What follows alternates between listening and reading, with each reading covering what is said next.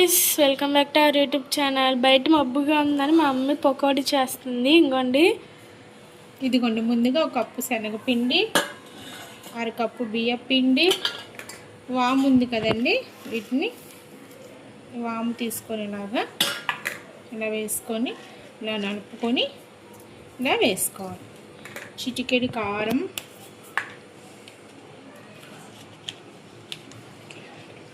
కొద్దిగా పసుపు కలర్కి.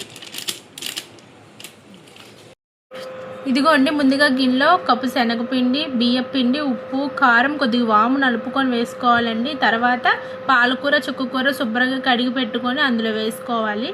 కొద్దిగా వేసుకోవాలండి. నేను చూపించిన విధంగా వేసుకోండి. ఇప్పుడు అలానే ఉల్లిపాయలండి, ఒక 2 ఉల్లిపాయలు కట్ చేసి పెట్టుకున్నాను, మీడియం సైజులో ఉల్లిపాయలు. అవి కూడా వేసేసుకోవాలండి. అవి వేసుకున్న తర్వాత కొద్దిగా వాటర్ పోసుకుంటూ కొద్దిగా కలుపుకుంటూ ఉండాలండి. నేను చూపించిన విధంగానే చేసుకోండి. పిల్లల గురించి స్నాక్స్ అండి, ఇవాళ సాయంత్రం చేశాను. అందులో వాతావరణం కొద్దిగా వర్షం పడుతున్నట్టు ఉందని చెప్పని చేయమంటే అడిగితే చేశానండి.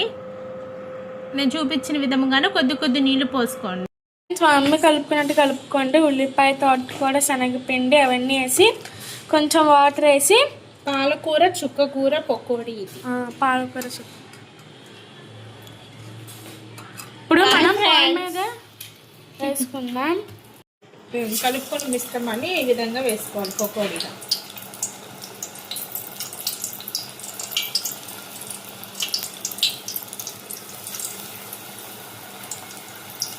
ఇవ్వండి ఫ్రెండ్స్.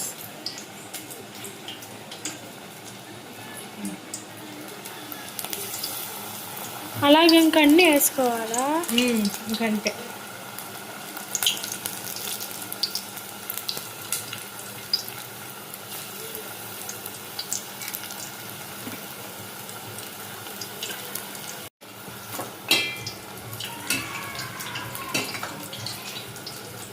మనకి సరిపడా ఆయిల్లో డీప్ ఫ్రై చేసుకోవాలి.